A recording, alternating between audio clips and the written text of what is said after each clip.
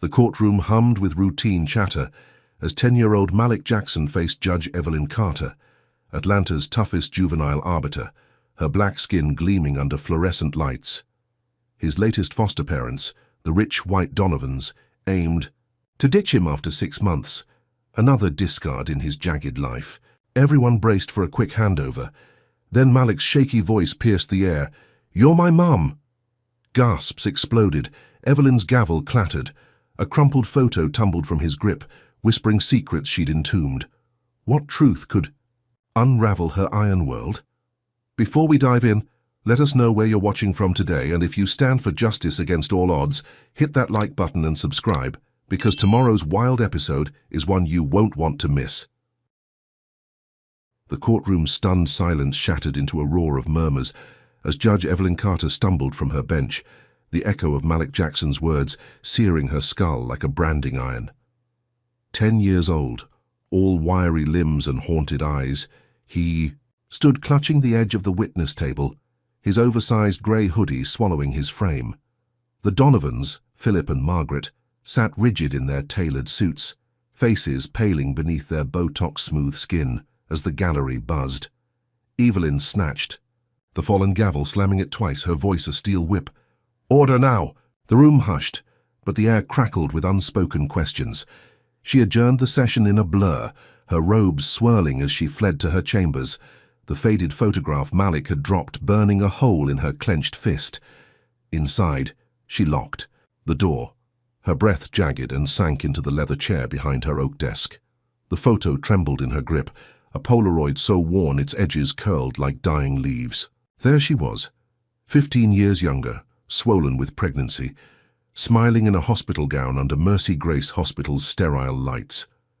Her heart thudded, a drumbeat of dread and impossible hope.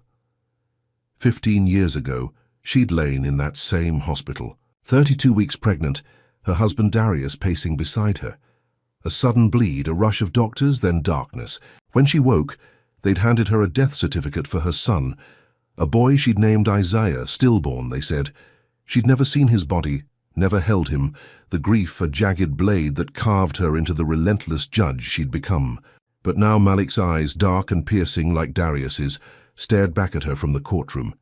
And this photo, this impossible relic, whispered a truth she couldn't grasp. She pressed her palms to her temples, willing her mind to steady. Malik's file sat on her desk, a thick stack of failures chronicling his 10 years in foster care. 8 homes, all white families, each one spitting him out with the same tired labels: uncooperative, disruptive, troubled. The Donovans, a power couple who owned half of Atlanta's luxury condos, were just the latest. Their petition to relinquish custody dripping with disdain. "Unmanageable," Margaret had written in her crisp cursive, "a poor fit for our household." Evelyn's stomach twisted. She'd seen this script too many times, black kids chewed up and spat out by a system that saw them as burdens, not children. But Malik's claim wasn't just another foster kid's cry for attention. It was personal, a dagger aimed at her core. The door rattled with a knock, sharp and insistent. Karen Price, Malik's social worker, slipped in, her graying bun tight, as her pinched expression. 50-something, with a voice gravelly from too many cigarettes, she'd been in the game 20 years, her empathy long eroded. "Judge Carter, we need to talk about the boy," she said, dropping a manila folder onto the desk. "He's spinning stories again. Trauma does that, you know. 8 homes in 10 years, it scrambles their heads." Evelyn's jaw tightened, her fingers curling around the photo. "He's not scrambled, Karen, he's specific, and this," she thrust the Polaroid forward, "this isn't a delusion." Karen squinted at it, her lips pursing into a thin line. "Coincidence. Kids cling to anything that gives them hope. You're a public figure. He's seen your face somewhere, built a fantasy." Evelyn's pulse quickened, rage simmering beneath her calm. "A fantasy with my pregnant belly in his hands? I'm ordering a DNA test, expedited, private, today." Karen's eyebrows shot up, but she didn't argue, just shrugged, her apathy a wall Evelyn couldn't breach. "Your call, Judge. But the Donovans won't like it. They're already on the phone with their lawyer screaming about defamation." Evelyn stood, towering over the desk, her voice low and lethal. "Let them scream, I want that test done by tomorrow." Karen nodded, retreating with a sigh, leaving Evelyn alone with the photo and a storm of doubt. By dusk, the courthouse steps swarmed with chaos. Word of Malik's claim had leaked, and Victor Hale, a sleazy reporter with a penchant for racist, dog whistles stood at the center, microphone in hand. His blonde hair gleamed under camera lights, his smirk sharp as he spoke to a local news crew. Judge Evelyn Carter, Atlanta's so-called champion of justice, now faces a wild accusation from a problem kid with a rap sheet longer than his arm. Is this a breakdown, or just another race card play? Behind him, a crowd swelled, mostly white faces twisted with anger, clutching signs scrawled with venom. "Black judges can't be trusted and send her back to the ghetto." Evelyn watched from her chamber window, her fists balled, the sting of their slurs, a familiar wound, reopened. She'd clawed her way up from a shotgun house in Bankhead to this bench, and still they saw her as less than human. The Donovans emerged from the courthouse, Philip's arm around Margaret's waist, their faces a mask of practiced indignation. A reporter shoved a mic at them, and Margaret's voice dripped with rehearsed sorrow. "That boy's troubled. We tried to help, but this lie, it's outrageous. We're law-abiding citizens, not villains." Philip nodded, his silver tie-pin glinting as he added, "Judge Carter's letting emotion cloud her judgment. We'll fight this nonsense." The crowd cheered, a roar of approval that made Evelyn's skin crawl. She turned from the window, her resolve hardening. If Malik was hers, she'd burn the world down to prove it. Back in her chambers, she dialed Marcus Tate, a private investigator she'd used before, his voice a gravelly comfort when he picked up. "Evelyn, what's this mess I'm hearing about?" She didn't waste time. "Marcus, I need you to dig into Mercy Grace Hospital 15 years back. My son Isaiah, stillborn, they said. I don't believe it anymore. Start with the staff, anyone who might talk." He paused, then grunted assent. "Risky move, but I'm on it. Watch your back, though. This city's itching to eat you alive." She hung up, her eyes drifting to the photo. The Donovan's lawyer, some hotshot named Gerald Finch, had already filed a motion to suppress Malik's claim, calling it baseless harassment. She'd fight that tomorrow, but tonight she needed answers. Outside, the protest grew uglier. A brick sailed through the air, smashing a courthouse window, glass raining onto the marble steps. Voices chanted, "No black justice, and lock her up!" Evelyn grabbed her coat, slipping out a side exit, but the mob spotted her. A man in a red cap lunged, spitting in her face, the warm saliva dripping down her cheek as he snarled, "You don't belong here, girl." She wiped it off, her glare cutting through him, and shoved past, her heels clicking on the pavement. 2 blocks away, her car waited, a sleek black sedan she'd earned through years of grit. She climbed in, started the engine, and froze. The hood erupted in flames, a Molotov cocktail's fiery bloom lighting the night. She dove out, rolling onto the asphalt as the blaze consumed her escape, the crowd's cheers a sickening soundtrack. She staggered to her feet, coughing through smoke. Her phone buzzing with a text from an unknown number. Drop it or the kid's next. Her blood ran cold. Malik was still at the courthouse under Karen's watch, waiting for a temporary placement. She sprinted back, shoving through the thinning mob, her heart pounding a brutal rhythm. Inside, she found him in a holding room, curled on a bench, his knees to his chest. "Malik," she whispered, kneeling beside him. He looked up, eyes wide with trust she hadn't earned yet. "Are you really my mum?" She swallowed, the photo heavy in her pocket. "I don't know, but I'm going to find out." Karen bustled. In clipboard in hand, her tone clipped. "Judge, we're moving him tonight. Group home standard procedure." Evelyn stood, blocking her path. "No. He stays with me until the test results come back. Emergency custody, I'll file it now." Karen's mouth opened, then shut, her reluctance palpable. "The Donovans won't stand for this." Evelyn's voice dropped to a growl. "I don't care what they stand for. He's not going anywhere." She pulled Malik close, his small hand gripping hers, and marched out, the weight of the photo and the fire's heat still searing her mind. By morning, Hale's article hit the stands. A front-page screed titled, "Black Judge Faces Wild Claim from Problem Kid." It painted Malik as a delinquent, Evelyn as a loose cannon, and their bond as a dangerous fiction. The piece quoted anonymous sources, calling her unfit, her career a fluke built on affirmative action. Protesters doubled, their signs now joined by Confederate flags flapping in the humid Atlanta breeze. Evelyn skimmed the paper at her kitchen table, Malik asleep upstairs in her guest room, his soft snores a fragile anchor. She dialed her clerk, ordering the DNA test rushed through a private lab, her voice steady despite the tremor in her hands. The Donovans' lawyer called minutes later, his tone oily with threat. "Drop this, Judge, or we'll bury you in court. That boy's a liar, and you're a fool to believe him." She hung up, staring at the photo, its faded image a lifeline to a past she'd mourned too long. The fire, the mob, Hale's words. They were warnings, but she wouldn't bend. If Malik was Isaiah, her son stolen by a system that despised her skin, she'd tear it apart to get him back. The DNA test would prove it, she told herself, clinging to that shred of hope. But as the sun rose, casting long shadows across her hardwood floor, she couldn't shake the gnawing fear that the truth would cost more than she could bear. Evelyn Carter sat rigid at her kitchen table, the DNA test results trembling in her hands like a live wire. The lab's stark printout screamed the impossible. Malik Jackson, the 10-year-old boy who'd upended her courtroom, was her son, a 99.9% match. Her breath hitched, a sob clawing up her throat as she traced the numbers. 15 years ago, Mercy Grace Hospital had stolen her baby, her Isaiah.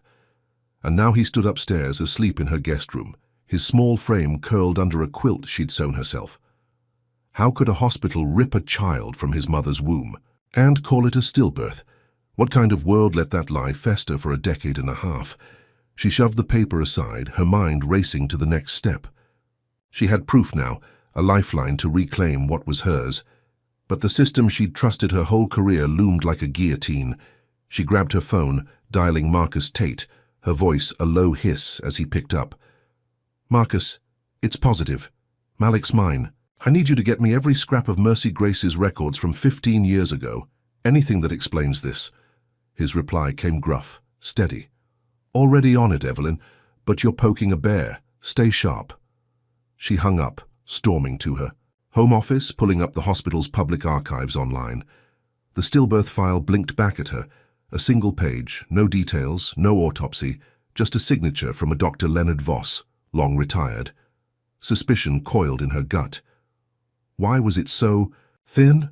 Who had scrubbed the truth clean? She fired off an email to the hospital's legal department, demanding full records, her judicial title a battering ram she wasn't afraid to swing. By noon, Malik shuffled downstairs, rubbing sleep from his eyes, his oversized hoodie sagging, off one shoulder.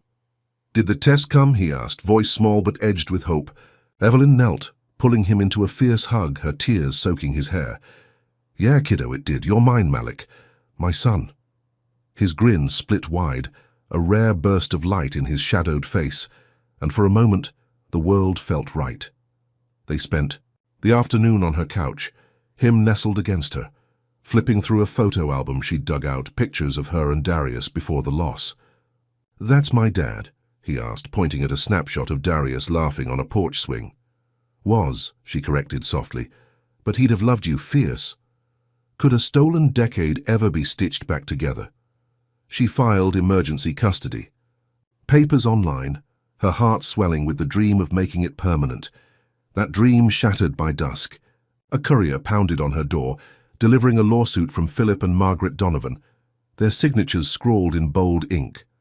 Defamation, they claimed, alleging Evelyn's reckless bias had smeared their pristine name as Atlanta's golden couple. The filing demanded $5 million and Malik's immediate removal from her care, calling her emotionally compromised. Fury boiled in her chest. How dare they turn her miracle into their weapon? She called her clerk, pushing the custody hearing to the next morning, but the response chilled her. "Judge Grayson's taking it, Evelyn. He's fast-tracked their suit too." Harold Grayson, a white judge with a Confederate flag tie-pin he swore was heritage, had ruled against black families for decades, his smirk a fixture in her nightmares. The hearing dawned grey and humid, the courthouse a fortress of tension. Evelyn stood at the bench, Malik beside her, his hand clutching hers as Grayson swaggered in, his robe billowing like a vulture's wings. The Donovans sat primly, their lawyer, Gerald Finch, oozing confidence in a pinstripe suit. "Your Honor," Finch began, voice slick as oil, "Judge Carter's let a disturbed child's fantasy derail justice. The Donovans are pillars of this community, not punching bags for her delusions." Grayson's eyes glinted, locking on Evelyn. "I've reviewed the boy's file.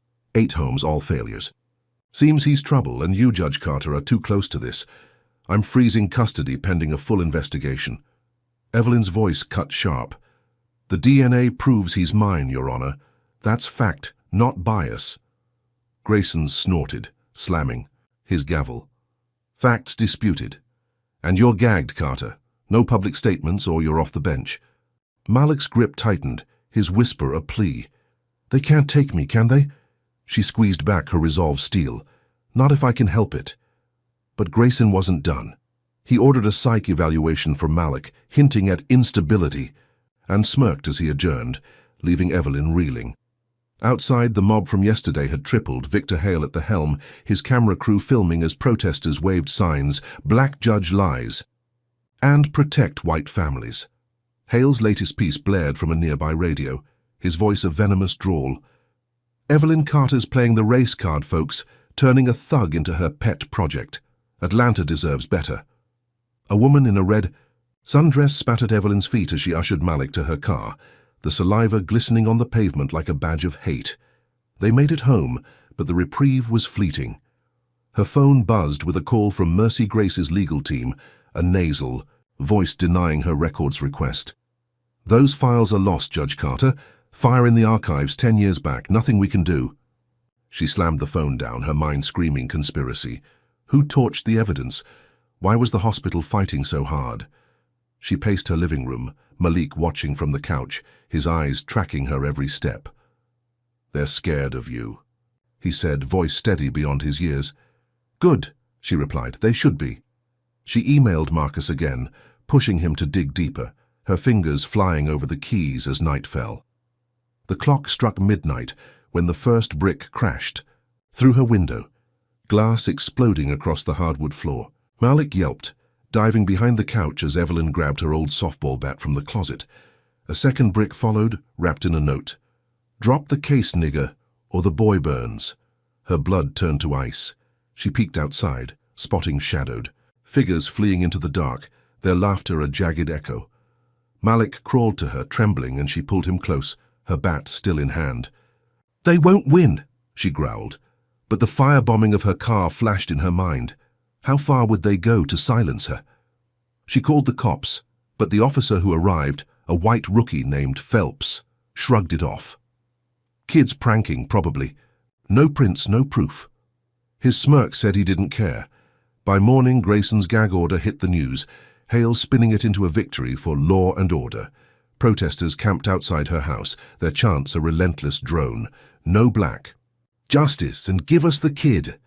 Evelyn stood at her window, Malik behind her, his small hand slipping into hers. "I don't want to go back," he whispered, and she turned, kneeling to meet his gaze. "You won't. I'm fighting this, Malik, every step." She filed an appeal against Grayson's ruling, her legal mind churning, but the weight of his power pressed down. Could a single judge dismantle her life so easily? She glanced at the DNA results, her proof, her anchor, and swore she'd claw through hell to keep him. The day dragged on, tension thickening the air. Marcus texted, "Found something. Call me." She dialed, his voice urgent. "Mercy Grace's old staff list has a nurse, Lila Brooks, who quit right after your stillbirth. She's off the grid now, but I'm tracking her." Hope flickered, then dimmed as her TV blared Hale's latest hit piece, a grainy photo, Irv Malik from a foster file plastered across the screen, captioned "Thug or Porn." The mob outside roared approval, a Molotov cocktail sizzling on her lawn before fizzling out. Evelyn yanked the curtains shut, her pulse a war drum. What kind of city turned a child into a target? Drop a comment with number 1. If you think the system's rigged against Malik, Hit that like button if you're rooting for Evelyn's fight, and subscribe, because tomorrow's twist will leave you speechless. So, what happens when Evelyn digs into Mercy Grace's past? Will Lila Brooks hold the key, or will the Donovans' next move bury them both? Evelyn Carter's phone buzzed relentlessly on her kitchen counter, Marcus Tate's name flashing as dawn bled through the curtains. She answered, her voice a hoarse rasp after a sleepless night, guarding Malik from the shadows outside. "Talk. To me, Marcus," she demanded, glancing at her son, who sat at the table poking at a bowl of oatmeal with a spoon. Marcus's growl came through, thick with urgency. "Found her, Evelyn. Lila Brooks, nurse at Mercy Grace 15 years ago. She's holed up in a trailer park outside Macon, scared stiff. Says she'll talk, but only to you in person." Evelyn's pulse spiked, a jolt of adrenaline cutting through her exhaustion. Could this woman unravel the lie that stole her son? She scribbled the address, her hand shaking, and turned to Malik. "Stay here. Lock the doors. I'll be back." "Soon?" He nodded, his trust a fragile thread she clung to. She drove south, the Atlanta skyline shrinking in her rear view, the highway stretching into Georgia's red dirt heart. Macon loomed, a sleepy sprawl of pines and peeling billboards, and she found Lila's trailer tucked behind a sagging gas station. The woman who opened the door was a ghost of her past, 50-ish, her brown hair streaked grey, eyes darting like a trapped animal's. "Judge Carter," Lila whispered, ushering her inside. The trailer stank of stale coffee and fear, cluttered with stacks of yellowed papers. Evelyn cut to the chase, her voice steel. "You were there when my son was born. Tell me what happened." Lila sank onto a threadbare couch, her hands twisting a frayed napkin. "It wasn't just yours. They ran a ring, Mercy Grace did. Took black babies from unfit mothers, sold them to rich white folks. Your boy, they said he'd fetch a high price." Evelyn's stomach churned, bile rising as Lila's words sank in. "Who's they?" she pressed, leaning forward, her shadow looming over the trembling nurse. Lila's voice dropped to a whisper. "Dr. Voss, the head OB. He'd fake complications, rush moms into surgery, then swap the babies out. Told you yours was stillborn, but he was alive, screaming. They sold him to the Prestons, a couple from Buckhead. Paid 50 grand cash." Evelyn's fists clenched, nails biting her palms. The Prestons, old money, real estate barons, tied to the Donovans through a maze of LLCs. "And after," she growled. Lila's eyes welled up. "They dumped him in foster care when he wouldn't fit. Too loud, too black for their perfect life. I quit after that, couldn't stomach it, but they threatened me silent." Evelyn's mind raced, piecing it together. Malik, her Isaiah, stolen, sold, discarded like trash by a system that saw black lives as commodities. She snatched a stack of Lila's papers, pay stubs, memos, a photo of Voss with a smug grin, and stood, her resolve a blazing furnace. "You're testifying, Lila. This ends now." Lila nodded, fragile but firm, and Evelyn sped back to Atlanta, the evidence a ticking bomb in her passenger seat. She felt invincible, the truth finally in her grasp, a weapon to reclaim her son and torch the liars who'd caged him. That illusion cracked the moment she hit the city. Her phone lit up with a text from Gerald Finch, the Donovan's lawyer. "New suit filed. Drop your claims or we'll ruin you." She stormed into her office, pulling up the filing online. The Donovans had escalated, countersuing for emotional distress and slander, demanding Malik's permanent removal, claiming his lies destabilized their family. Their evidence? A forged letter, supposedly from Malik, confessing he'd made it all up for attention. Evelyn's blood boiled. How could they twist a child's pain into their shield? She called Marcus, barking orders. "Link the Donovans to the Prestons now. Lila's story's our ace." He grunted assent, already digging, but Judge Harold Grayson struck faster. By noon, a bailiff delivered his latest ruling. Malik was to be ripped from her emergency custody and dumped into Carver House, a group home notorious for broken bones and whispered screams. Evelyn's appeal was still pending, but Grayson didn't care, his order dripping with contempt. The boy's a risk, he'd written, and Carter's unfit to parent under scrutiny. She raced to the courthouse, Malik in tow, his small, hand trembling in hers as she pleaded with a clerk. "He's my son, DNA proven. This is illegal." The clerk shrugged, Grayson's shadow looming over every desk. They took him anyway. Two beefy guards in tan uniforms pried Malik from her arms, his cries echoing down the marble hall. "Mom, don't let him!" he screamed, kicking as they dragged him to a van. Evelyn lunged, but a third guard shoved her back, his sneer a blade. "Back off, lady, or you're next." She watched, helpless, as the van peeled out, her son's face pressed to the window, fading into the Atlanta haze. Her knees buckled, but she caught herself on a pillar, fury swallowing her grief. She stormed Grayson's chambers, slamming Lila's memo on his desk. "You're in this, Harold. Payouts from Mercy Grace, explain that." He laughed, a dry rasp, and leaned back in his chair. "Prove it, Evelyn." "Oh, wait, you're gagged. Contempt, 30 days. He snapped his fingers, and deputies cuffed her wrists chafing as they hauled her to a cell. The jail stank of sweat and bleach, her cell a concrete box with a rusted cot. She paced, her mind a whirlwind of plans, when her phone, slipped through by a sympathetic guard, buzzed with a call from Marcus. "Malik's at Carver," he said, voice tight. "Got a tip he's hurt already. Beaten bad, photos gone." Evelyn's heart seized, her fists pounding the wall until her knuckles bled. "Get him out, Marcus, whatever it takes," she hissed, "and nail Grayson with that memo."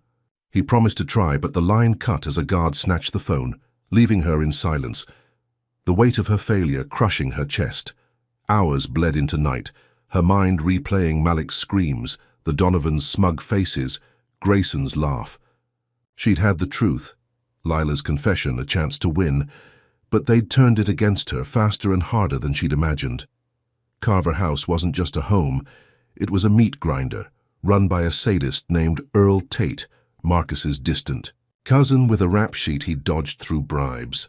She pictured Malik, bruised and alone, his lifeline to her the photo stolen by those monsters. How could a judge jail her for fighting for her own blood?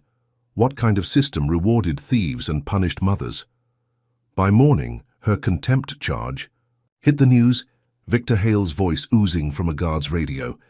"Judge Carter's locked up, folks. Proof she's unhinged. That kid's better off without her." She gritted her teeth, the lie a fresh wound, but a sliver of hope flickered when Marcus slipped a note through a trustee. "Found Preston ties to Donovan Properties. Working on Malik. Hang on." She clutched it, her lifeline in the dark, but the cell door clanged open, Grayson's deputy looming. "Court's reconvening. Your mess just got bigger." She stood, wrists still raw, her mind sharpening to a razor's edge. They thought they'd broken her, but they'd only lit the fuse. Back in the courtroom, Grayson glared from his perch, the Donovan smirking beside Finch. "Your antics end here, Carter," he sneered, tossing her appeal aside. "Carver's where he belongs." Evelyn's voice rang out, defiant, despite the cuffs. "You're burying evidence, Harold. Lila Brooks saw it all, and your name's on the take." The gallery murmured, but Grayson's gavel crashed, silencing them. "Another word, and it's 6 months." She bit her tongue, her eyes burning into him, knowing Malik's fate hung on her next move. The Donovans had countered her truth with lies. Grayson had caged her, and Carver was breaking her son. She'd been so close. Lila's words a victory, snatched away by a system rigged to crush her. As they dragged her back to jail, a scream echoed in her mind, Malik's, from that van, pleading for her to fight. She would, she swore, even if it meant tearing down every brick of this rotten city. But how long could he survive Carver's brutality? And what would the Donovans unleash next to keep their empire intact? Evelyn Carter's jail cell felt like a coffin, the concrete walls closing in as she counted the hours since Malik had been torn from her arms. 3 days into her contempt sentence, her wrists still bore the cuff's red welts, but her mind burned hotter than ever. She'd bailed Malik out of Carver House the moment a sympathetic judge, nudged by Marcus Tate's backroom calls, sprang her loose. Public outrage had erupted after Tasha Reid, a fierce black journalist with a local cable show, aired a grainy cell phone clip of Malik's bruised face, his lips split, his left eye swollen shut from the group home's discipline. Evelyn, had stormed the facility herself, shoving past Earl Tate's sneering guards, her voice a thunderclap as she demanded her son. "How touch him again, I'll bury you," she'd spat, cradling Malik as he limped into her arms, his trust in her unbroken, despite the blood crusting his cheek. Now, safe in her trashed living room, glass still crunching underfoot from the mob's bricks, Evelyn watched Malik sleep on the couch, his chest rising and falling under a borrowed blanket. She'd taken Tasha's call an hour ago, her friend's voice electric with purpose. "I'm putting this on every screen in Atlanta," Tasha had vowed. "Carver's a slaughterhouse and Grayson's a crook. Let's see him squirm." By noon, the segment hit, Tasha's sharp narration slicing through the city's airwaves. "This is Malik Jackson, 11 years old, beaten in a state-run hellhole while Judge Harold Grayson locks up his mother, Judge Evelyn Carter, for daring to fight back. Why? Because she's black, and he's her son." Footage rolled. Malik's fatted face, Carver's grim facade, a leaked memo from Lila Brooks naming Grayson as a Mercy Grace payout pig. Atlanta's black community roared, flooding social media with hashtags and protest calls, their fury a tidal wave Evelyn hadn't expected. But the backlash came swift and vicious. Victor Hale, ever the venomous puppet, twisted Tasha's scoop into a racist fever dream on his evening broadcast. "Carter's turned this into a race war," he sneered, his blonde hair slick under studio lights. "She's grooming that thug to riot, and now she's got her radical friends fanning the flames." His words lit a match. By dusk, a white supremacist crew, the Southern Guardians, rolled into downtown, led by Travis Boone, a hulking ex-cop with a shaved head and a swastika tattoo creeping up his neck. Evelyn's office at the courthouse became their target, a bomb ripping through the second floor, shattering windows and torching her desk. She raced to the scene, Malik under FBI watch at a safe house, her stomach dropping as she saw the wreckage. Files. Charred walls smeared with red paint spelling "Nigger Judge Die." Boone stood across the street, grinning for Hale's cameras, his voice booming over the chaos. "This is what happens when you let 'em run the system. We're taking it." Pack! Cops milled nearby, their radios crackling, but none moved to arrest him, their inaction a silent endorsement. Evelyn's fists balled, her breath fogging in the crisp night air as she snapped photos of the slur, texting them to Tasha. "Air this," she typed, her fingers trembling with rage. How could a city watch this and do nothing? She stormed to the precinct, demanding Boone's arrest, but Captain Lyle, a white vet with a drawl thick as molasses, shrugged her off. "No witnesses, Judge. Could have been anyone." His smirk said he knew exactly who'd lit the fuse. Back home, she found Marcus waiting, his scarred knuckles tapping her kitchen table, Lila's memo in his grip. "Grayson's dirty, Evelyn. This ties him to Mercy Grace payouts, 50 grand a year for 15 years. He buried your case to protect himself." She snatched it, scanning the scrawled numbers, her hope surging. "This ends him," she said, slamming it down. "File it with the feds now." Marcus nodded, but his eyes darkened. "Boone's tied to the Donovans, too. Donation records show they've funneled him cash for years. They're all in this." Her mind reeled. The Donovans, Philip and Margaret, pristine on the surface, funding hate to keep Malik silent. Could their greed stretch that far? She took the memo to court the next morning, Malik safe with Marcus, her heels clicking as she faced Grayson in his chambers. "You're done, Harold," she said, tossing the evidence onto his desk, her voice a blade. "Mercy Grace paid you to cover their tracks. Step down, or I'll bury you." Grayson's face flushed purple, his jowls quivering as he leaned back, a dry laugh rattling his throat. "Cute story, Evelyn, but you're gagged. One more stunt and it's contempt again." She glared, unflinching. "This isn't a stunt. It's your grave." He smirked, scribbling an order, and minutes later deputies hauled her back to jail, 30 more days slapped on her sentence.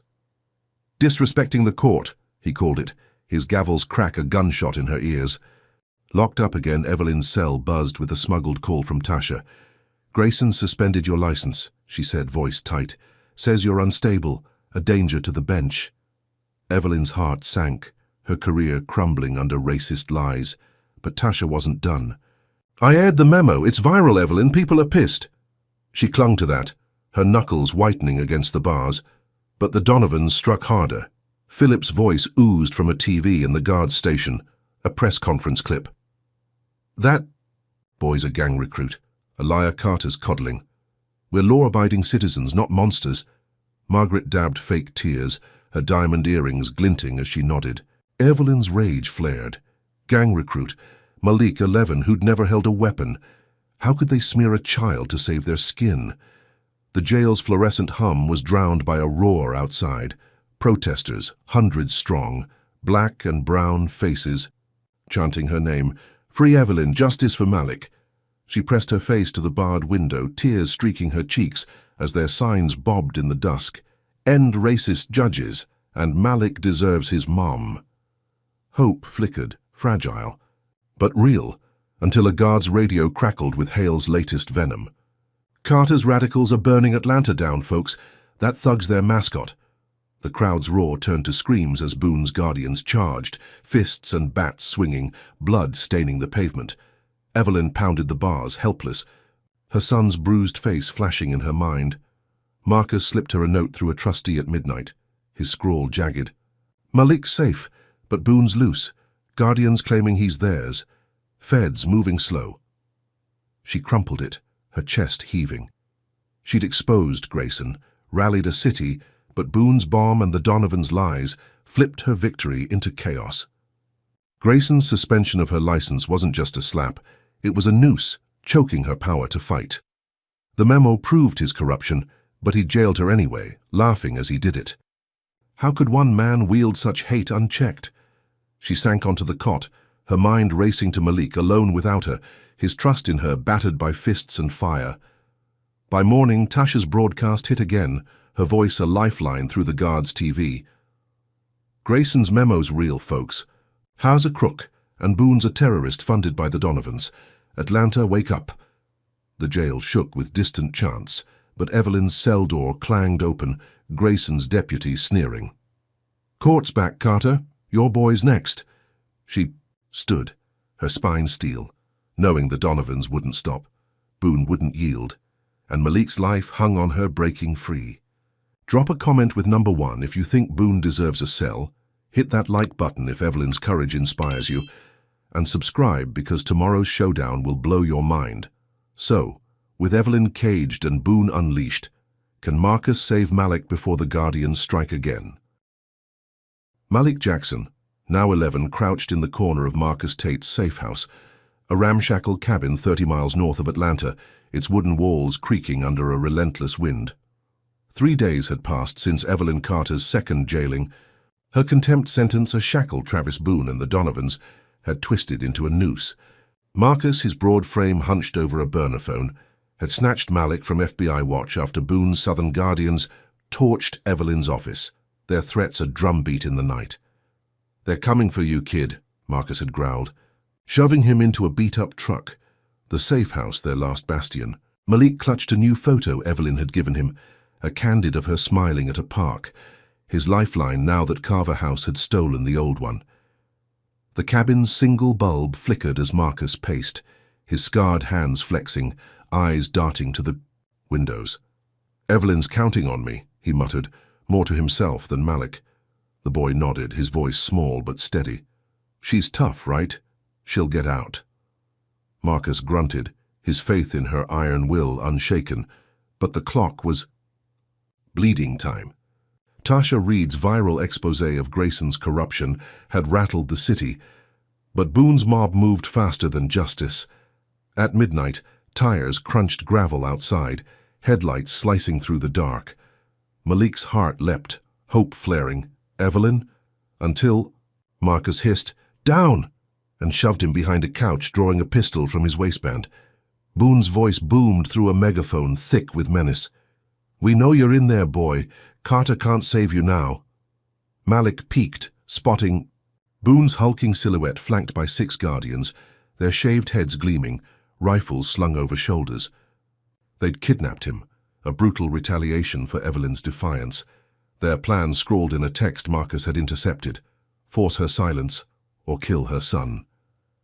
Boone kicked the door in, splintering wood, his boots thudding as he stormed inside. Marcus fired, a deafening crack dropping one thug in a spray of blood.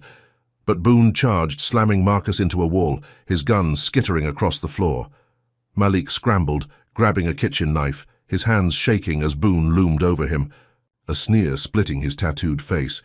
"Time to end this, nigger!" Before Boone could strike, a scream tore the air. Live-streamed chaos erupted as the Guardians broadcast their assault, a phone propped on a crate beaming Malik's terror to the world. Racial slurs flew, "Dirty kids done for," and "Carter's next," as viewers flooded the feed, some cheering, others raging. Marcus roared, tackling Boone, his fists pummeling the ex-cop's ribs, but two more Guardians piled on, boots cracking Marcus's skull. Malik lunged, slashing Boone's arm with the knife, a wild arc that drew a howl and a gush of red. Boone backhanded him, sending him sprawling, blood trickling from his nose.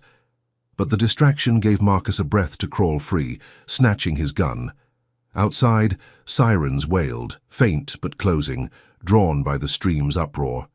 Boone snarled, "Finish him!" But Marcus surged, firing again, a bullet ripping through Boone's shoulder. The Guardians dragged their leader back, retreating to a black van as Marcus scooped Malik up, bolting through the rear door into the woods. Branches clawed, their skin, the night a blur of pine and panic until they hit a creek, collapsing in the mud. Malik sobbed, clutching Marcus's sleeve, his photo soaked but intact. "They're gonna kill her," he choked, but Marcus gripped his shoulder, voice rough. "Not if I get you out." They staggered to a payphone 2 miles down, Marcus dialing. Tasha with shaking hands. "Safe house hit. Boone's got Malik on a leash, live-streamed it. Get Evelyn out now." Tasha's reply crackled, fierce. "On it. Stream's blowing up. Feds are moving." Marcus hung up, dragging Malik to a diner, its neon glow a fragile sanctuary. Inside, a TV blared the footage, Malik's battered face looping as talking heads debated victim or threat. Marcus cleaned him up in the bathroom, blood swirling. Down the sink, then slipped him a burner phone. "Stay put, I'm getting that memo to the feds." Marcus vanished into the dawn, leaving Malik hunched in a booth, sipping stale coffee a waitress had slid him with pitying eyes. Hours later, Tasha's voice cut through the diner's hum, her latest broadcast a lifeline. Travis Boone's Guardians kidnapped Malik Jackson live, folks, while Judge Harold Grayson jails his mother, Evelyn Carter. But here's the kicker. Lila Brooks's memo proving Grayson's corruption is in FBI hands. He's recused, effective now. Malik's chest loosened, a flicker of hope, but it snuffed out as the screen flashed Philip Donovan's face, his silver hair gleaming at a press conference. "This violence proves the boy's dangerous," Philip lied, voice smooth as silk. "Carter's unhinged, and we'll protect Atlanta from her chaos." The diner's door swung open, Marcus storming in, his forehead bandaged, eyes blazing. "Feds took the memo, Evelyn's out tomorrow, but Boone's gone underground.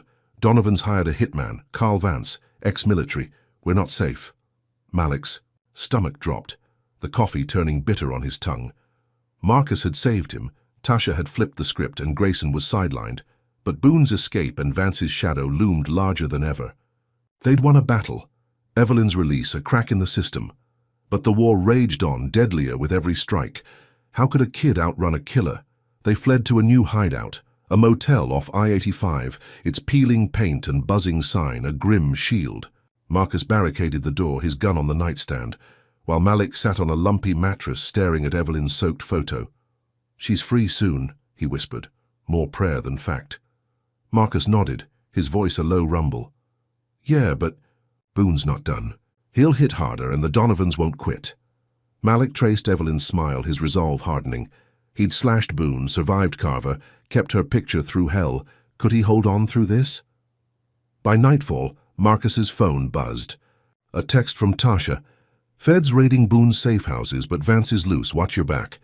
Malik curled up, exhaustion pulling him under. But sleep brought nightmares. Boone's fist, Vance's unseen face, Evelyn screaming behind bars. He woke to Marcus shaking him, dawn gray outside. "Time to move, kid. Evelyn's out, but we're bait till Boone's caught." They hit the road, the motel shrinking behind them, Malik's photo tucked in his pocket, His mother's freedom a lifeline stretched thin. Evelyn's release came at noon, the jail spitting her out into a city on fire. Protesters clashed with guardians downtown, bottles shattering, tear gas clouding the air as Tasha's scoop fueled the chaos. She raced to Marcus's rendezvous point, a gas station 10 miles out, her heart pounding as she spotted them, Malik, bruised but alive, leaping into her arms. "You're here," he sobbed, and she crushed him close, her voice breaking. "Always, baby, always." Marcus loomed beside them, grim. "Boone's wounded but free, and Vance is hunting. We've got the memo, but they've got bloodlust." She pulled Lila's evidence from Marcus's bag, the memo's ink smudged but damning. Grayson's payouts, Mercy Grace's theft, a trail to the Donovan's empire. "This goes public," she said, handing it to Tasha, who'd tailed her in a news van. "Burn 'em down." Tasha grinned, already dialing her crew, but Marcus's eyes narrowed. "They'll hit back, Evelyn. Boone doesn't lose quiet. And the Donovans have cash to throw." She nodded, her jaw set, Malik's hand in hers. They'd rescued him, sidelined Grayson, but Boone's vow echoed in her skull, revenge, raw and relentless. The gas station's pumps hummed as they planned, Malik's courage a quiet fire beside her. He'd fought Boone, clung to her through. Hell, but the hitman's shadow stretched long. Evelyn's license was gone, her office ash, her son a target. Could she outsmart a system that thrived on her pain? Boone's retreat wasn't surrender. It was a reload, and Vance's name was a guillotine waiting to drop. She kissed Malik's forehead, her whisper fierce. "We're not done, kiddo, not by a mile." But as they piled into Marcus's truck, the horizon darkened, a storm of hate brewing beyond their sight. Evelyn Carter stood in the gas station lot, her arms locked around Malik Jackson, his 11-year-old frame trembling against her as Marcus Tate's truck idled nearby. Her release from jail, forced by Tasha Reid's viral memo exposing Judge Harold Grayson's corruption, felt like a lifeline after Boone's kidnapping had nearly snapped it. The new judge, a stern black woman named Clara Hines, had granted her full custody that morning, her gavels crack a thunderclap of justice in a packed courtroom. Malik's grin had lit the room, his trust in her a beacon through the chaos, and for a fleeting moment, Evelyn dared to breathe. Could this be the end of their nightmare? She'd clawed him back from Carver House, Boone's fists, and Grayson's cage. Surely the system couldn't strike again. They moved into a new safe. House by dusk, a brick bungalow on Atlanta's outskirts.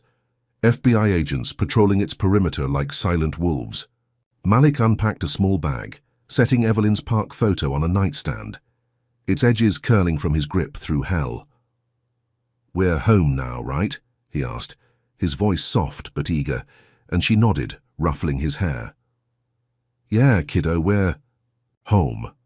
She sank onto a couch, exhaustion tugging at her bones, but hope flickered. Custody cemented, Grayson sidelined, Boone on the run. Marcus crashed on a recliner, his bandaged head a testament to their escape, muttering, "Rest, Evelyn. We earned it." She almost believed him, the quieter balm after weeks of fire and blood. That peace shattered at midnight. A blast rocked the house, flames licking the front porch as a fireball devoured the living room wall. Evelyn bolted upright, screaming Malik's name, her lungs searing with smoke as she yanked him from bed. Marcus kicked the back door open, shoving them into the yard, glass raining behind as the bungalow burned. Carl Vance, the Donovans' hired hitman, loomed in the shadows, his lean frame silhouetted by the inferno, a Molotov cocktail's empty bottle dangling from his gloved hand. "Carter," he bellowed, voice cold as steel, "you don't win. This."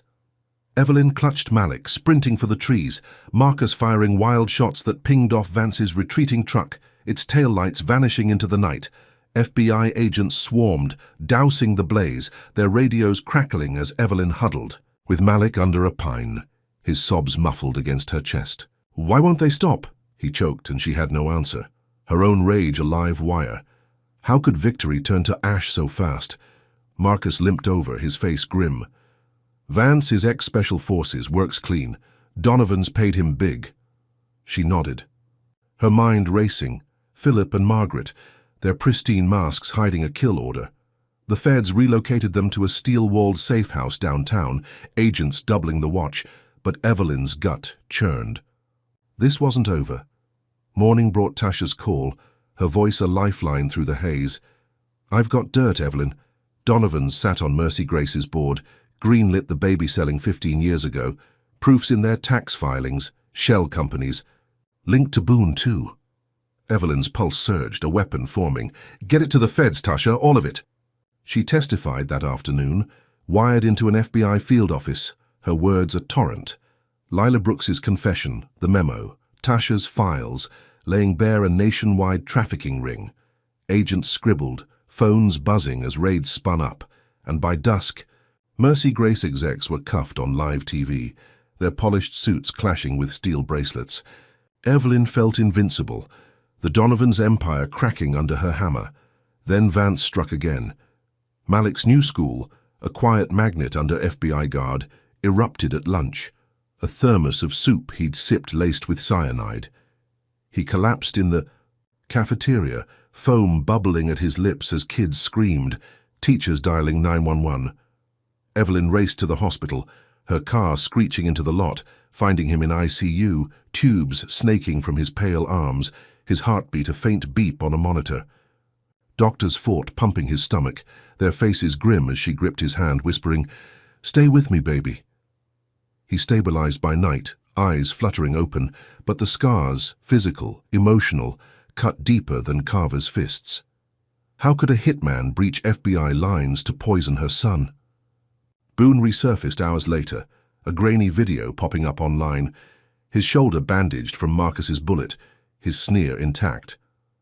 "Carter's kid got a taste of justice," he rasped, slurs dripping as guardians cheered behind him.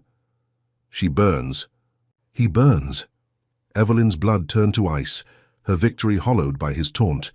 The Donovans pounced, filing an emergency motion to revoke her custody, their lawyer Gerald Finch spinning Vance's attack into gold. "Malik's endangered under Carter," Finch argued to Judge Hines, his voice smooth as venom. "She's a magnet for violence, unfit to parent." Evelyn stormed the hearing, Tasha's evidence in hand, her voice a blade. "They hired the hitman, they're the danger." Hines wavered but held firm, custody stayed for now. The reprieve was a mirage. That night, a cop car rolled up to the safe house, Officer Phelps, the smirking rookie from her brick attack, stepping out with a warrant. "Drug trafficking, Judge," he said, flashing a baggie of cocaine he'd found in her trunk, planted by hands she couldn't see. Evelyn's jaw dropped, her protest cut off as he cuffed her. Malik's cries echoing as agents wrestled him back. "Mom!" he screamed, thrashing, but Phelps shoved her into the squad car, his radio crackling with Boone's laugh from that video. She glared through the window, the set-up a gut punch. Grayson gone, but the Donovans' reach snaked through the precinct, framing her to rip Malik away. Jail swallowed her again, the same bleach-stink cell, her mind a storm of fury and fear. Marcus broke through at dawn, his voice crackling on a smuggled call. "Feds know it's a plant, Evelyn, but Vance is a ghost, and Boone's rallying. They're hitting harder." She gripped the bars, her knuckles whitening. "Get Malik safe." "Marcus, I'll fight this," he promised, but the line died. Leaving her with Malik's ICU beep in her ears, Boone's taunt on loop. She'd cracked Mercy Grace, held her son through fire, but Vance's poison and Phelps's frame flipped it all. Custody teetering, her freedom a lie. How could a mother's win twist into this? By noon, Tasha's broadcast hit, her voice a roar through the guard's radio. "Evelyn Carter's framed, folks. Cocaine planted by a cop tied to Boone. Malik's fighting for life, and the Donovans are laughing." "Wake up, Atlanta!" Protesters surged outside, their chants shaking the jail. "Free Evelyn, save Malik!" But the Donovans doubled down, Finch on TV with Margaret's crocodile tears. "We're protecting the city from her chaos," she sobbed, Philip nodding beside her, their lies a polished shield. Evelyn paced her cell, the safe house fire's heat still on her skin, Malik's frail hand in hers, a ghost touch. Could the feds outpace this madness? Marcus slipped a note through a trustee, his scrawl a lifeline. "Malik's stable, moved to a new spot. Feds raiding Donovan properties. Hold tight." She clutched it, her resolve a furnace, but Phelps's Smirk as he passed her cell said the Donovans weren't done. They'd burned her house, poisoned her son, framed her, each blow deadlier, their empire refusing to crack. She'd tasted victory, custody in her grasp, only to watch Vance and Boone shred it with ruthless precision. How long could Malik survive their war? Drop a comment with number 1 if you think the Donovans deserve to rot. Hit that like button if Evelyn's grit keeps you hooked. And subscribe because tomorrow's clash will flip everything you expect. So, with Malik barely alive and Evelyn framed, will Marcus's raid turn the tide? Or will Boone's next strike break them for good? Evelyn Carter's jail cell buzzed with the hum of a flickering light, her third stint behind bars a bitter echo of the Donovans' unrelenting war. The cocaine frame-up, courtesy of Officer Phelps's smirking hands, had landed her here overnight, the precinct's stale air thick with the stench of bleach and defeat. Malik Jackson, her 11-year-old son, was ripped from her again, his frail body still reeling from Carl Vance's poison as FBI agents scrambled to shield him. She paced the concrete box, her mind a storm of fury and fear. Marcus Tate's last. Note, Malik's stable moved, her only tether. She'd cracked Mercy Grace, held custody for a fleeting day, but the Donovans' empire struck back, their claws sinking deeper with every blow. How could a planted baggie undo her so fast? Morning broke grey and heavy, the jail's clanging doors signaling her release. Marcus stormed the precinct with a federal writ, his bandaged head a badge of their fight, his growl cutting through the desk sergeant's stammer. "Feds cleared her. Phelps is dirty. Let her out now." Evelyn stumbled into the lobby, wrists raw, her eyes locking on Marcus as he shoved a coffee into her hands. "Malik's at a new safe house," he said, voice low, "but they dumped him back in foster care last night. Ray Polk's running it, my cousin, a bastard with a grudge." Her stomach dropped. Polk, a name tied to Boone's venom, a sadist who'd thrived in Atlanta's underbelly. "Get me there," she snapped, already moving, her heart a drumbeat of dread. They roared to Polk's foster home, a crumbling duplex in East Point, its sagging porch a mask for the hell inside.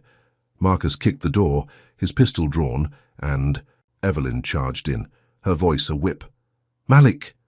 She found him in a basement, curled on a dirt floor, his arms bruised purple, his ribs jutting under a torn shirt. Ray Polk loomed over him, a wiry thug with Boone's swagger, his belt raised mid-swing, slurs dripping from his sneer. "Judge's trash don't eat till he learns," he spat, but Evelyn tackled him, her nails raking his face as Marcus pinned his arms.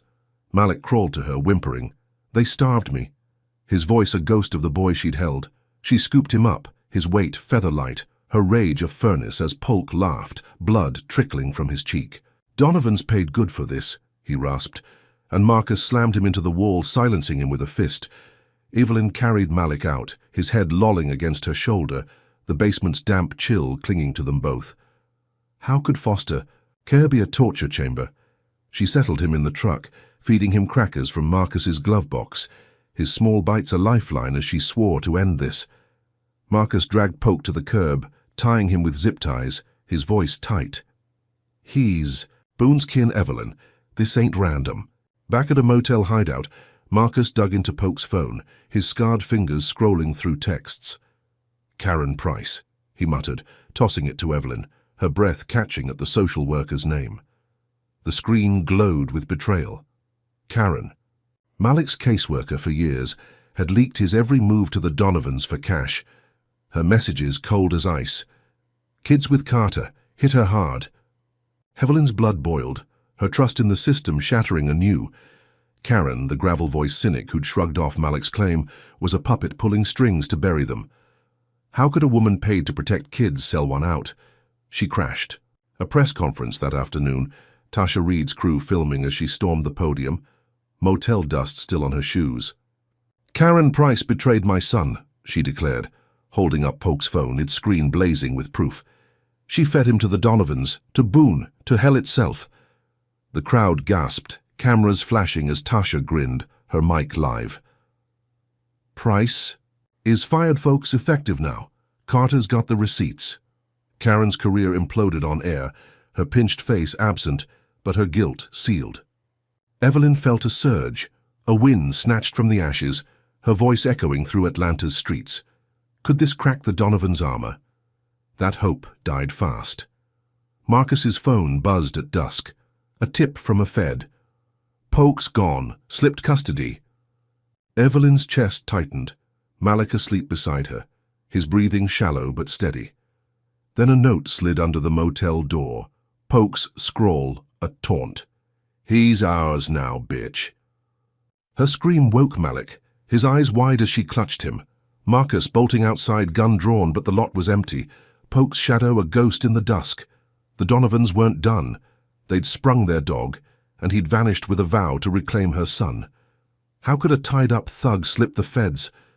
Night deepened, and Judge Ellen Shaw, a white woman with a pinched smile and a Donovan donation trail, entered the fray.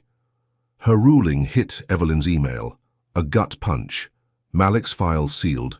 Custody challenged again. Shaw claiming Evelyn unfit, under ongoing threats. Marcus cursed, slamming the table. They bought her, Evelyn. Shaw's their new Grayson.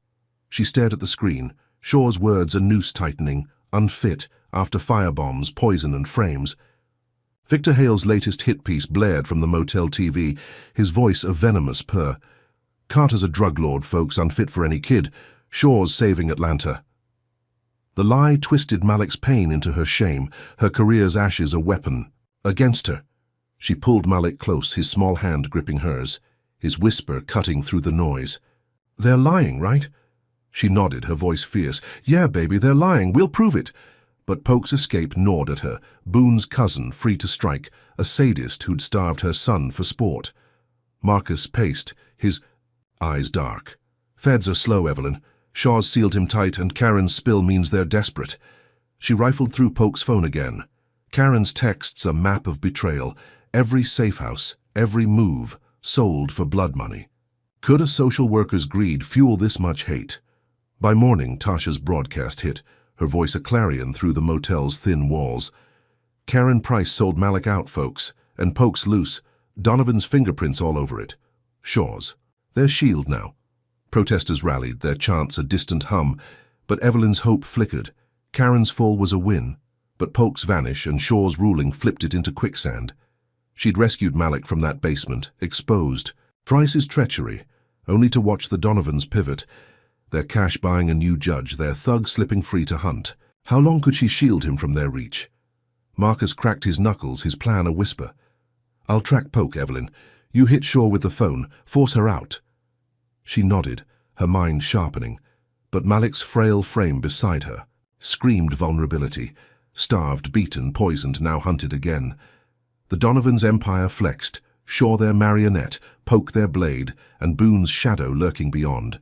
She'd tasted triumph, held her son through fire, but betrayal turned it sour, each step forward a trap springing shut. Could she outrun a system that owned the board? As dawn bled through the curtains, Evelyn kissed Malik's forehead, his trust her anchor in the storm. "We're not breaking, kiddo," she vowed, her voice a steel thread. He smiled, weak, but real, and she clung to it. Knowing Polk's note wasn't a bluff, it was a promise, and the Donovans wouldn't stop until they'd crushed her. Marcus slipped out, hunting their hunter, while she fired off an appeal to Shaw, Karen's texts. Attached, her legal mind a weapon unbowed, but the motel's silence felt like a held breath, the next strike a shadow she couldn't see. Evelyn Carter gripped the motel's chipped table, her knuckles whitening as Marcus Tate stormed back at dawn, his face a map of bruises and grit. "Found Polk," he rasped, tossing a crumpled map onto the bed where Malik Jackson, 11 and fragile, slept fitfully under a thin blanket. "He's holed up in a trafficking den, rural Georgia, 30 miles south. Took Malik's trail there." Her stomach twisted, Ray Polk's taunting note, "He's ours now," a live grenade, in her mind. She'd rescued her son from his basement hell yesterday, exposed Karen Price's betrayal. But Judge Ellen Shaw's ruling had sealed his file, leaving him a ghost in the system. Could Polk really snatch him again so fast? She shook Malik awake, his eyes fluttering open, fear flickering as she whispered, "We're getting you out, baby." They piled into Marcus's truck, the engine growling as they tore south, the Atlanta skyline fading into a haze of pines and red clay. The map led to a sagging barn off a dirt road, its weathered boards hiding a pit of horrors. Marcus scouted. Ahead, his pistol glinting in the noon sun, signaling Evelyn with a nod. She slipped inside, her breath catching at the stench, sweat, blood, and rot. Cages lined the walls, 10 black kids, none older than 12, hunched inside, their skin branded with slurs inked in crude scars. Property, trash. Malik stood in the center, shackled to a post, his shirt shredded, fresh welts crisscrossing his back.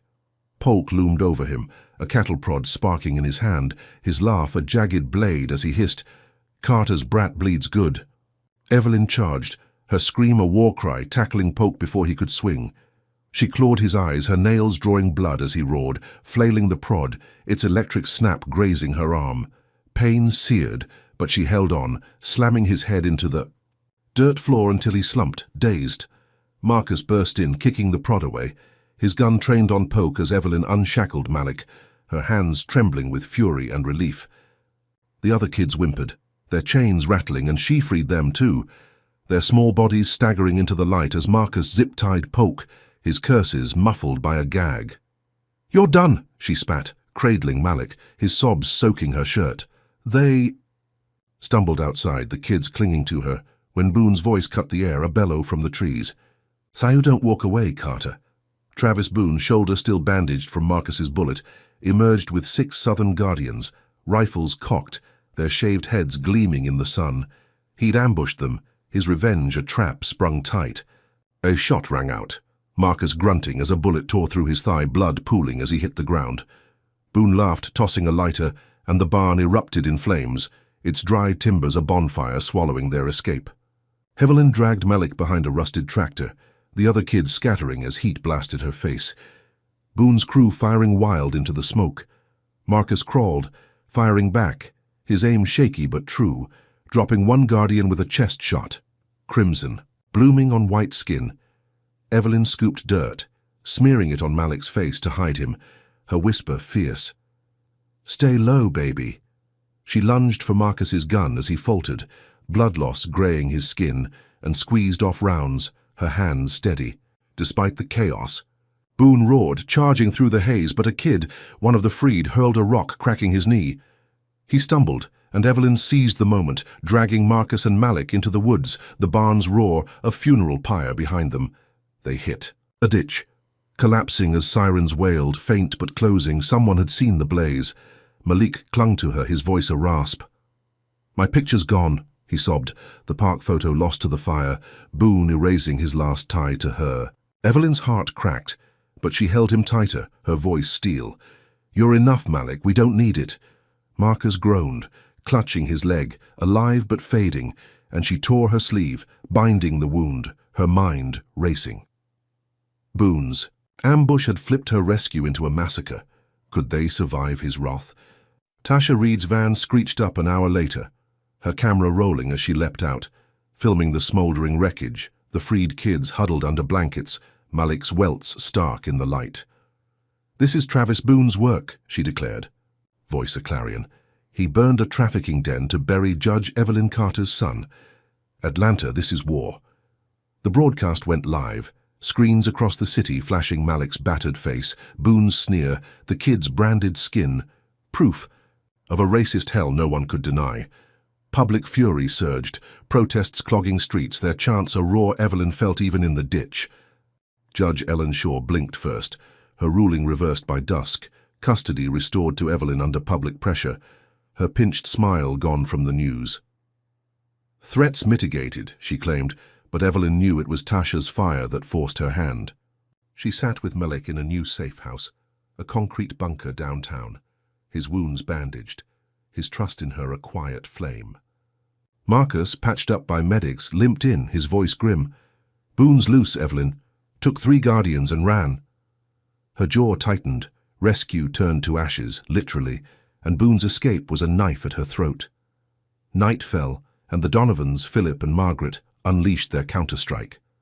A riot erupted outside the safe house, 50 Guardians storming the block, Molotovs arcing through the air, shattering against concrete as Boone's voice bellowed over a bullhorn. "Carter's a dead woman walking." Cops stood by, their badges glinting in the firelight, hands in pockets as glass rained. Evelyn barricaded the door, Malik trembling beside her, his scream piercing as a bottle smashed a window, flames licking inside. "They're erasing me," he cried, and she pulled him down, shielding him with her body, her vow a growl. "Not while I'm breathing." The feds arrived, late and slow, tear gas scattering the mob, but Boone vanished again, his riot a taunt. That lingered in the smoke. Evelyn's hands shook, Malik's photo gone, their safety a myth. Could a mother's love outlast this hate? She'd freed him from Polk, saved the kids, flipped shore. But Boone's fire and the Donovans' cash turned every win into quicksand. Marcus slumped against a wall, his leg a mess, his eyes dark. "They're bleeding us dry, Evelyn. Donovans won't stop till we're dust." She nodded, her resolve a blade honed sharp, knowing the riot was just the start. Boone's next move would cut deeper. By morning, Tasha's footage looped on every channel, the barn's ashes, the kids' scars, Malik's cry a rallying call. That shook Atlanta's core. Protesters swelled, black fists raised, their signs a forest of rage. End Boone's terror, and justice for Carter. Evelyn watched from the bunker, Malik asleep in her lap, his welts a map of their war. She'd torn him from cages, defied Shaw's seal, but Boone's ambush and the riot flipped her triumph into a desperate stand. How much more could they take? Drop a comment with number 1 if you think Boone's a monster who needs to fall. Hit that like button if Evelyn's fight fuels your fire, and subscribe because tomorrow's twist will leave you reeling. So, with Boone loose and the Donovans raging, can Evelyn turn Tasha's storm into a weapon, or will Vance's shadow strike? Them down? Evelyn Carter stood in the safe-house bunker, her hands still trembling from the riot's heat, the acrid sting of Molotov smoke lingering in her lungs. Malik Jackson, 11 and battle-scarred, slept fitfully on a cot beside her, his welts bandaged, but his peace shattered after Boone's guardians torched their last refuge. Marcus Tate slumped in a chair, his thigh wound oozing through fresh gauze, his eyes hollow but sharp as he reloaded his pistol. Tasha Reid's broadcast had flipped Judge Ellen Shaw, restoring custody, but the Donovans' riot and Travis Boone's. Her escape turned that win into a fleeting gasp. Evelyn's resolve hardened. She'd sue them all, Mercy Grace, the Donovans, every cog in this racist machine, and bury them with the truth.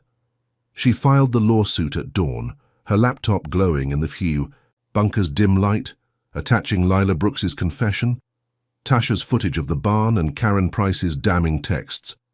The claim was a sledgehammer, human trafficking, conspiracy, assault, naming Philip and Margaret Donovan as kingpins of a 15-year baby-selling ring.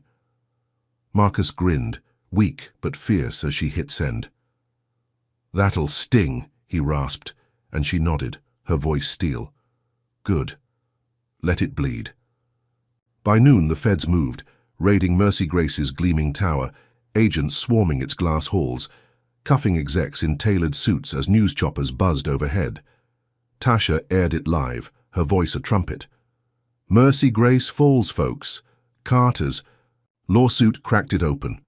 Evelyn felt the tide shift, a surge of power after weeks of fire and blood.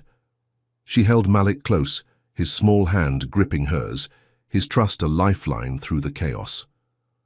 "They're losing, right?" he asked, voice frail but hopeful, and she kissed his forehead. "Yeah, baby, they're losing."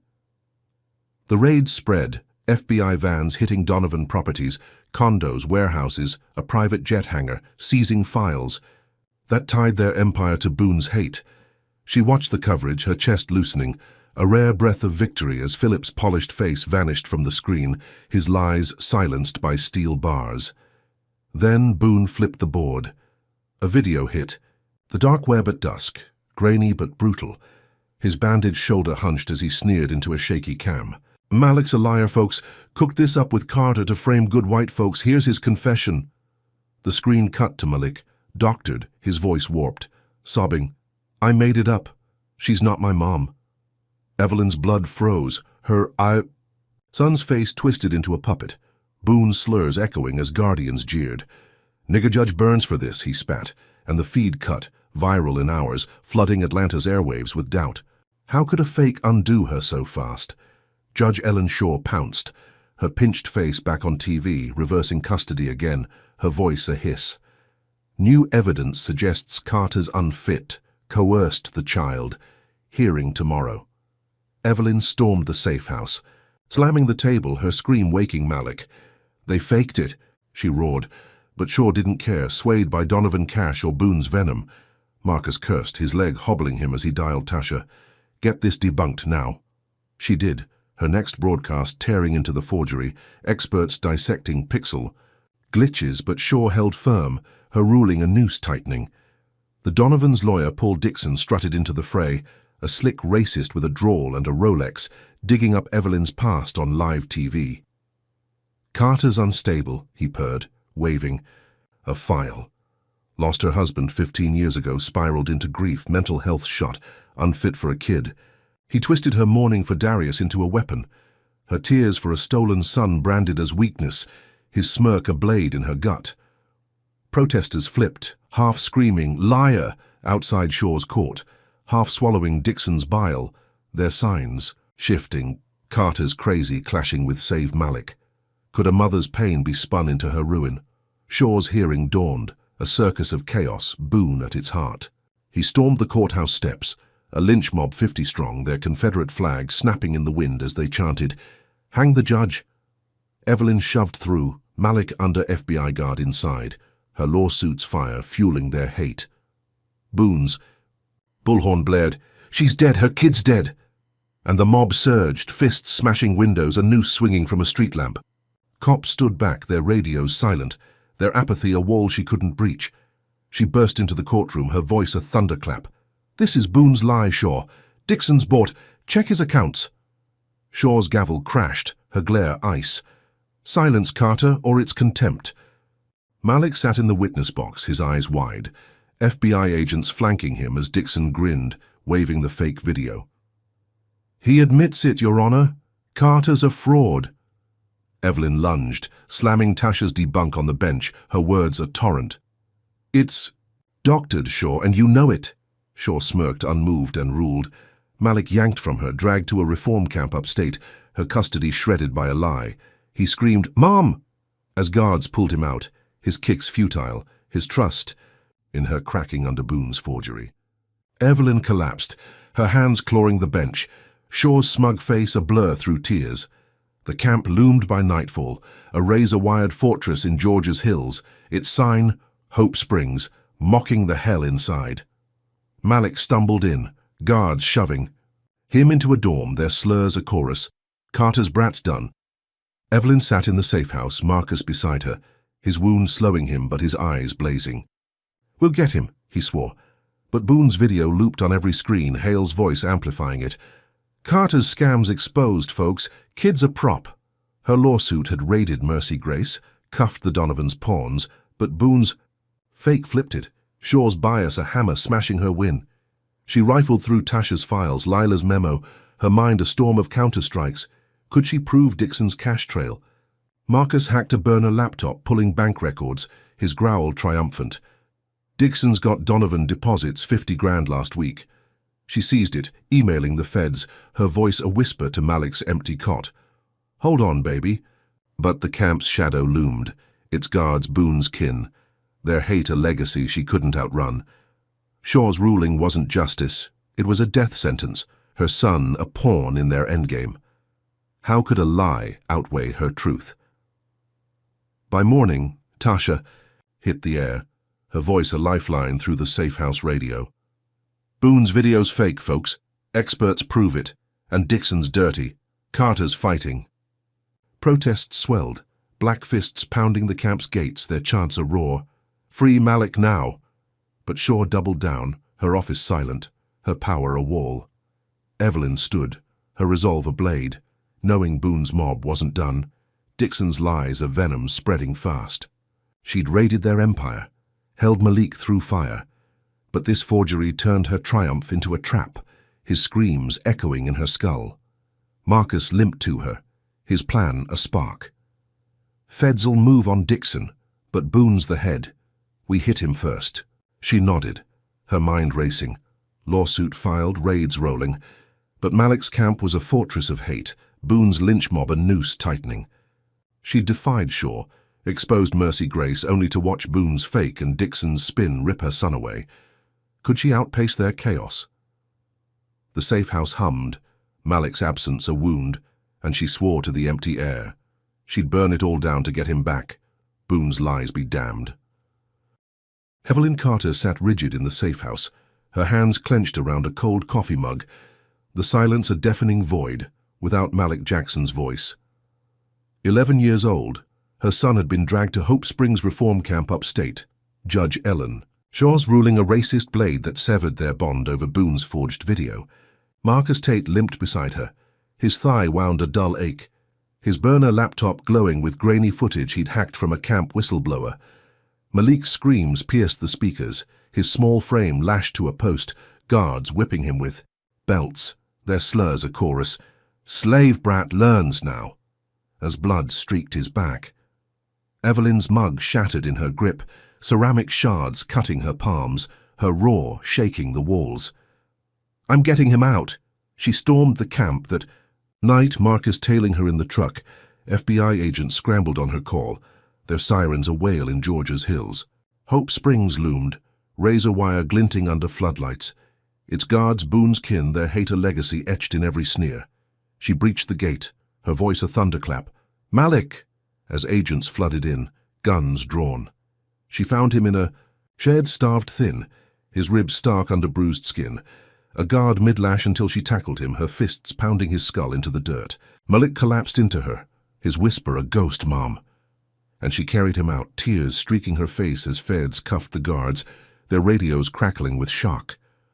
Tasha Reed's crew filmed it live, her voice a wildfire across Atlanta's screens. Evelyn Carter storms Hope Springs, folks. Guards whipped her son, starved him, called him slave. This is the system unmasked. The footage hit, Malik's welts, the guards' sneers, Evelyn's bloodied hands cradling him, igniting.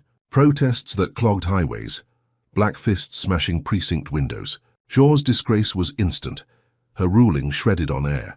Custody restored to Evelyn by a federal override, her pinched face absent as the city turned. Evelyn held Malik in a new safe house, a steel bunker in Decatur, his frail body bandaged, his trust in her a flickering flame she swore to fan. That flame guttered at noon. A bomb ripped through Malik's school, a brick fortress under FBI watch, 2 kids dead in the blast, their screams a haunting echo as shrapnel scarred Malik's arm. Evelyn raced to the wreckage, her lungs burning, finding him alive but bleeding under rubble, his eyes wide with terror. They won't stop, he sobbed, and she pulled him free, her arms a shield as medics swarmed. Carl Vance, the Donovans, hitman had struck, his signature plastique a taunt from the shadows. Could a school be a battlefield? She cradled Malik, her whisper fierce. You're safe now. But his scars piled higher, each blow a testament to their hate. Boone claimed it online by dusk, his video a guttural rant from a dark hideout, shoulder still bandaged, eyes wild. Carter's kid got off light, he sneered, slurs flying as guardians toasted behind him. She's the target and she got those brats killed, nigger judge's fault. Evelyn's blood turned to ice, Boone pinning the blast on her, his lie of venom spreading fast. Protesters flipped, half mourning the dead, half burning her effigy outside the safe house, their chants a split roar. Justice for the kids! Clashing with Carter's a curse. The feds pulled protection, their chief on the phone, voice clipped. Too hot, Evelyn. You're a lightning rod. We're out. How could a mother's fight twist into this? Paul Dixon, the Donovan's slick lawyer, pounced at midnight, filing to institutionalize Malik, his motion a dagger on her laptop screen. He's dangerous, Dixon claimed, waving Boone's video and the bombing. Carter's chaos breeds violence. Commit him to save Atlanta. Evelyn's scream woke Marcus, her fist slamming the wall as Malik stirred, his whisper cutting through. They hate me, don't they? She knelt, holding him tight, her voice steel. They hate us, baby, but we're stronger. Dixon's lie was a guillotine. Shaw disgraced, but his venom alive in this new judge, a white man with a donor list she couldn't see. Could wealth buy her son's mind? By dawn, Tasha hit the air, her voice a lifeline through the safe house radio. Boone's bombing's on him, folks, not Carter. Malik's a victim, not a threat. Protests swelled, black hands chaining themselves to the camp's gates. Their signs a forest. Free our kids. But Dixon's motion rolled on, a hearing set in hours. Evelyn stormed it, Marcus hobbling beside her, her lawsuit's evidence a battering ram. Mercy Grace raids, Lila's memo, Tasha's tapes.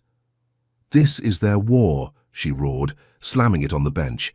But the judge, a grey-haired relic named Vance, no kin to Carl, smirked, unmoved. Emotions no defense, Carter. The boy's a risk. Malik was dragged out again, his cries echoing as guards took him to a psych ward, his trust in her fracturing under Dixon's lie. The ward loomed by night, a sterile prison in Marietta, its white walls a cage for Malik's broken spirit. Guards locked him in, their slurs a whisper. Carter's trash goes here. As he curled on a cot, his arms scarred, his hope a ghost. Evelyn sat in the safe house, Marcus beside her, his wound slowing him but his eyes blazing. "Feds'll crack Dixon," he swore, pulling bank records. Donovan cash in Vance's accounts, a bribe sealed tight. She nodded, her mind a storm. Could she prove it in time? Boone's bombing flipped her school rescue into a nightmare, the dead kids a weight she couldn't shake, her license gone a final blow. She rifled through Tasha's files, Lila's words. Her resolve a blade. She'd sue again, expose Vance, burn this system down. Marcus hacked a new lead, his growl triumphant. Vance's nephew runs the ward. Boone's in deep. She seized it, emailing the feds, her whisper to Malik's empty cot a vow. "I'm coming, baby." But the ward's shadow stretched, its guards Boone's puppets, their hate a noose tightening. She'd stormed Hope Springs, held Malik through, rubble, only to watch Dixon's motion and Boone's lie rip him away. Could a mother's love outlast this hell? By morning, Tasha's broadcast roared, her voice a clarion through the safe house walls. "Boone bombed the school, folks. Carter's clean, Dixon's dirty, and Malik's locked up for it. Wake up!" Protests surged, black fists pounding. The ward's gates, their chants a tidal wave. Bring him home, no, but the feds wavered. Their pullback a betrayal she couldn't unsee. Evelyn stood, her jaw set, knowing Boone's video wasn't a taunt. It was a war cry, and Dixon's play was their endgame. How much more could Malik endure? Marcus cracked his knuckles, his plan a spark. "I'll hit the ward, Evelyn. You nail Vance with the cash." She nodded, her mind racing. School bombed, custody lost, license stripped. But Malik's screams fueled her fire. She defied Shaw, cracked Mercy Grace, only to watch Boone's bomb and Dixon's lie turn her son into a scapegoat, the dead kids a scar on her soul. Could she break this cycle? The safe house hummed, Malik's absence a wound, and she swore to the dark she'd tear it all down to save him, Boone's hate be damned. Evelyn Carter stood in the safe house, her breath ragged as dawn bled through cracked blinds, the weight of Malik Jackson's absence a stone in her chest. 11 years old, her son was locked in a psych ward in Marietta, Paul Dixon's motion. Branding him dangerous after Boone's school bombing tore their world apart. Marcus Tate, his thigh wound patched but slowing him, hunched over a burner laptop, his scarred fingers hacking the Donovan's accounts. "Billions," he growled, tossing her a printout. "Tied to trafficking, Mercy Grace, Boone's goons, all here." Evelyn seized it, her pulse spiking. Philip and Margaret's empire, a fortress of blood money, cracked open by his code. She'd storm it, end this, and get her son back. They fled to a new hideout by noon, a dingy apartment in College Park, its peeling walls a shield from Boone's eyes. Tasha Reed met them, her news van parked out back, her voice a spark as she clutched the printout. "This goes live tonight," she said, eyes blazing. "Donovan's are done." Evelyn nodded, her mind ablade. Could billions in dirty cash topple their throne? By dusk, Tasha aired it, her broadcast a thunderclap across Atlanta's screens. Philip and Margaret Donovan bankrolled a trafficking ring, folks. Billions from stolen black babies funneled to Boone's hate. Carter's evidence proves it. Raids erupted, feds swarming Donovan towers, their polished glass shattering under steel boots as Philip's smug face vanished into cuffs. Boone fell at midnight, his rally a trap in a Decatur warehouse. Guardians, chanting slurs until FBI snipers dropped him mid-rant. His bandaged shoulder no shield from a headshot. Blood pooled on concrete, his bullhorn silent, and Evelyn watched the feed, her fists clenched. Travis Boone, the monster who'd burned, beaten, and bombed, finally still. Tasha's voice roared, "Boone's down, folks! Justice hits hard!" Protests surged, black fists raised in triumph, their signs a forest. No more hate. As Atlanta exhaled, the air lighter without his venom. Could this be the end of their terror? It wasn't. Carl Vance, the Donovans' hitman, struck at dawn, a shadow in the apartment's stairwell, his lean frame a blur as he snatched Malik from the ward. Evelyn woke to Marcus's scream, "He's gone!" Her heart seizing as a note slid under the door. Vance's scrawl, cold and sharp. "Surrender, Carter, or he's meat!" She roared, shattering a lamp, her mind reeling. Malik? Free for hours after Boone's fall, ripped away again. Marcus tracked Vance's trail, his laptop pinging a warehouse in Fulton County, a trafficking hub the Donovans still owned. "He's bait," Marcus rasped, and Evelyn grabbed a knife, her voice steel. "Then we spring it." They hit the warehouse. At dusk, a hulking shell of rust and shadows, its air thick with oil and fear. Evelyn crept in, Marcus limping behind, his gun drawn as her blade glinted in the gloom. Vance loomed in the center, Malik bound to a chair, his scarred arm bleeding fresh, his eyes wide with trust she couldn't fail. "Carter," Vance sneered, pistol cocked, "give up, or he's first." She lunged, a feral scream tearing her throat, dodging his shot as she tackled him, her knife slashing his wrist, blood spraying as he dropped the gun. Marcus fired, a bullet grazing Vance's leg. But the hitman rolled, slamming Evelyn into a crate, wood splintering under her spine. Malik thrashed, his chair tipping, his cry a spark. "Mom, don't stop!" She surged, her rage a furnace, grappling Vance as he drew a second blade, its edge nicking her cheek. Blood dripped hot and slick, but she twisted, plunging her knife into his thigh, a howl ripping from his lungs. Marcus staggered forward, clubbing Vance's skull with his gun, the hitman crumpling, his breath ragged but alive. Evelyn slashed Malik's ropes, pulling him close, his sobs soaking her shirt as Marcus zip-tied Vance, his growl triumphant. "He's down, Evelyn, it's over." They stumbled out, Malik trembling in her arms, Vance's blood trailing behind as feds swarmed, their sirens a late hymn. Tasha filmed it, her voice a clarion. "Carter kills the hitman, folks. Malik's free. Donovan's last dog falls." But Vance wasn't dead. Medics hauled him off, his glare promising revenge, a ghost she'd face again. Dixon's exposure hit next, Marcus's bank records emailed to the feds. Tasha airing the scoop. Paul Dixon, Donovan puppet, indicted for bribery, his slick mask shattered. Shaw followed, her donor ties to Philip unsealed, her bench stripped as Atlanta's courts reeled. Could corruption crumble so fast? Custody cemented by morning, a federal judge's order locking Malik to Evelyn. No appeal left for the Donovan's empire, now ash under FBI boots. She held him in a new safe house, a brick haven in Stone Mountain, his trust a quiet flame as he traced her cheeks cut. "We won, right?" he asked, voice small but steady, and she nodded, her tears falling. "Yeah, baby, we won." Marcus slumped nearby, his wound patched, his grin faint. "Boone's dead, Vance's caged, Donovan's broke, damn good day." She almost believed it, the raids, the arrests, a dawn after endless night. Then Victor. Hale's final piece hit at noon, his voice a venomous hiss on the safehouse TV. "Carter's turned her thug into a weapon, folks. Atlanta bleeds for her lies." The article spun Malik's scars into her sin, Boone's death her crime, igniting. A new hate wave, protesters outside half cheering, half cursing, their signs a split scream, "Hero Judge," versus "Killer Mom."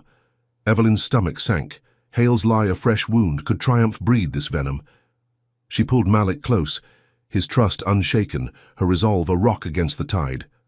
"They're wrong," he whispered, and she kissed his forehead, her voice fierce. "Damn right they are." By dusk, Tasha's counter roared, her broadcast a lifeline. "Hale's a liar, folks. Malik's a survivor. Carter's a warrior." Donovan's billions funded this hell, not her. Protests swelled, black hands raising "Justice Won" signs, their chants drowning Hale's venom, a city split but tilting her way. Marcus hacked one last lead, his laptop pinging. Donovan, assets seized, billions frozen, a victim fund rising from their ruin. "They're dust," he said, and Evelyn felt it, a weight lifting Boone's corpse, Vance's cuffs, Dixon's fall, a reckoning she'd carved from blood. Night fell. Malik. Asleep in her lap, his breathing steady, his scars a map of their war. She'd killed Vance in that fight, not his body but his power. Her knife a line in the sand. Could a mother's blade rewrite this hell?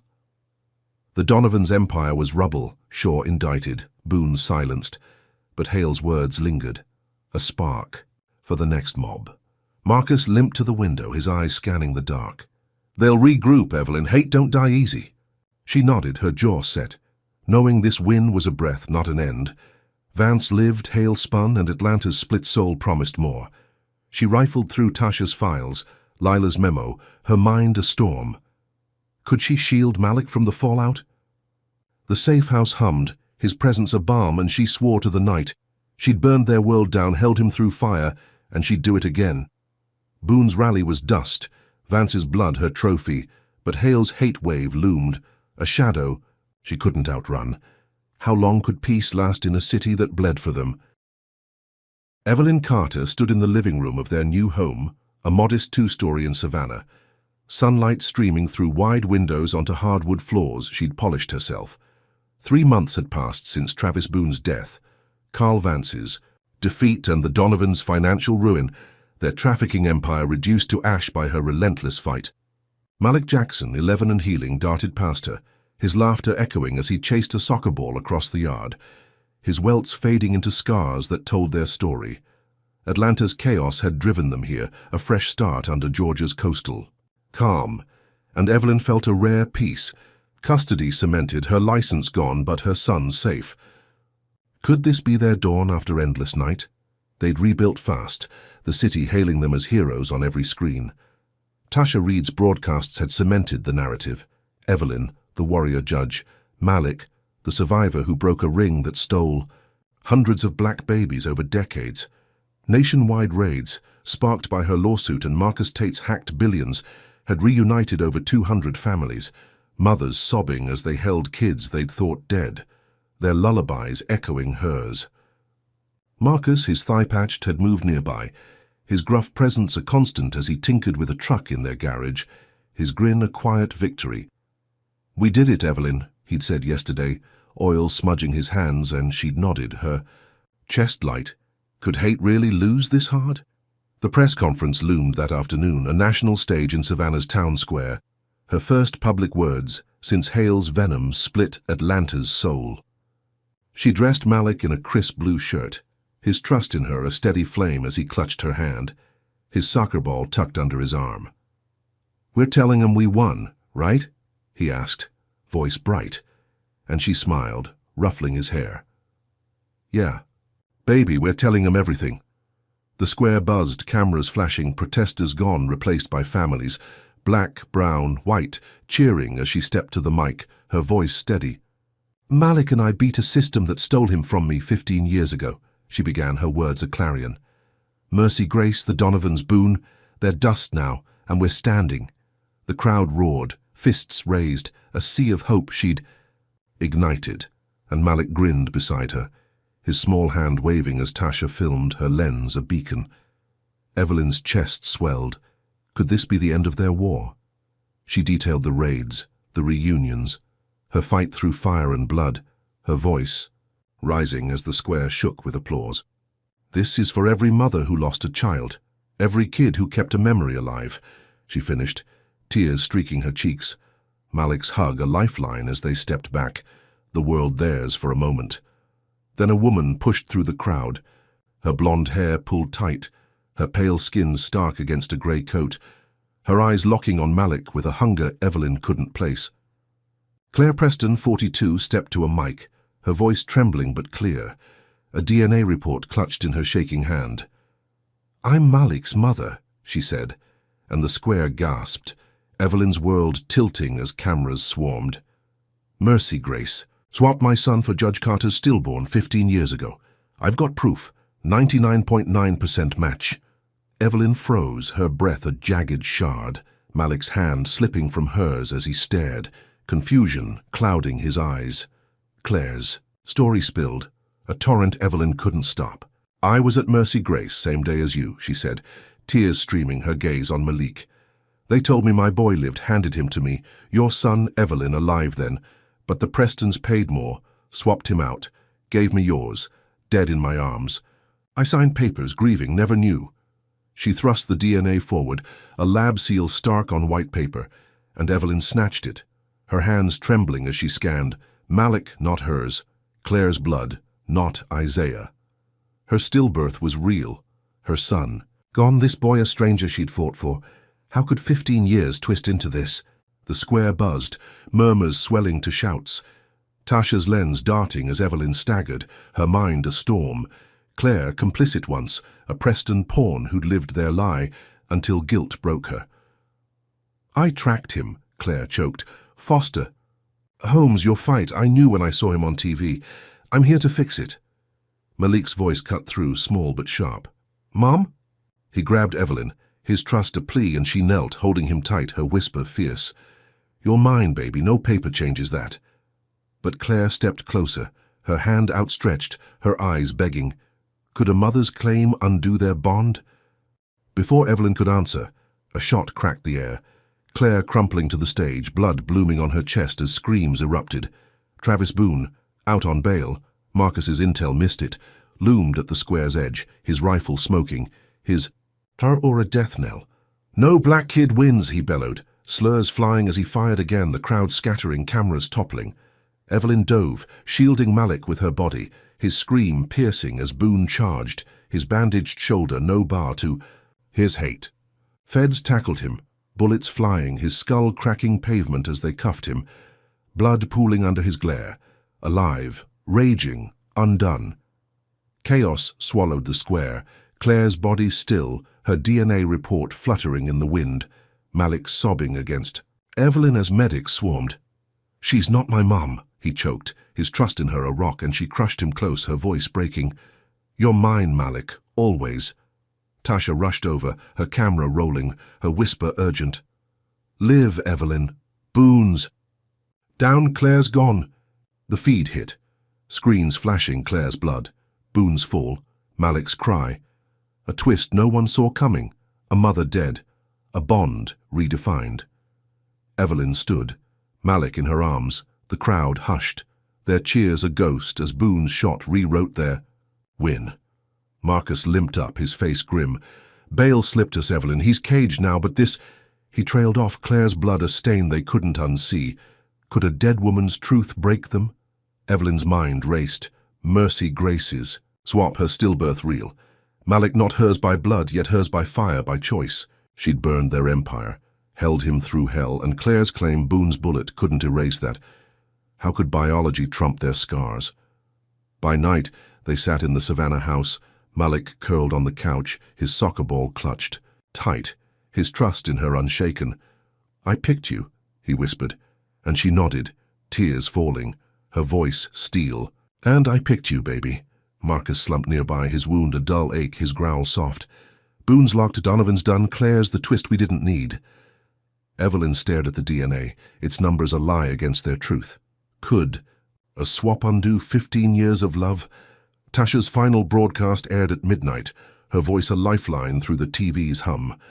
"Claire Preston's dead, folks. Boone's bullet stole her claim, but Malik chose Evelyn. This ain't biology, it's battle." Savannah slept, the square's chaos a memory, but Evelyn felt the shift. Hundreds reunited, her fight a beacon, yet Claire's blood, Boone's hate, left a crack in their peace. She'd won, burned it all down, but this twist flipped her world. Malik hers, not hers, their bond a defiance of fate. She rifled through Claire's report, Lila's memo, her mind a storm. Could she shield him from this fallout? The house hummed, Malik's breath steady, and she swore to the dark. She'd defied Boone, Vance, the Donovans, and she'd defy this too. Claire's death was a shock, Boone's shot a final curse, but their love stood, unshaken, redefined. How long? Could they hold this fragile dawn? This story unveils raw truths about resilience, love, and the fight against systemic injustice. Evelyn Carter's journey teaches us that courage isn't just facing danger, it's defying a world rigged to break you. She battled corrupt judges, racist mobs, and a trafficking ring to reclaim Malik, proving that determination can topple even the tallest towers of hate. Her unwavering stand against Boone's violence and the Donovans' greed shows that one voice, amplified by truth, can spark a revolution. Malik's choice to stay with her despite Claire's DNA underscores a deeper lesson. Family isn't solely blood, it's forged in fire, trust, and sacrifice. Their bond, unyielding through bombs and betrayal, reminds us that love can outlast lies. The tale also exposes the ugliness of systemic racism, a beast that thrives in silence. Evelyn's fight peeled back layers of corruption, hospitals stealing black babies, cops planting drugs, judges selling justice, showing how power preys on the vulnerable. Yet, it's a call to action. Exposing evil isn't enough. We must dismantle it. Tasha's broadcasts and Marcus's hacks highlight the power of community. Allies who amplify the voiceless can shift tides. Claire's death, Boone's final shot, and the twist of Malik's origins teach us that victory isn't clean.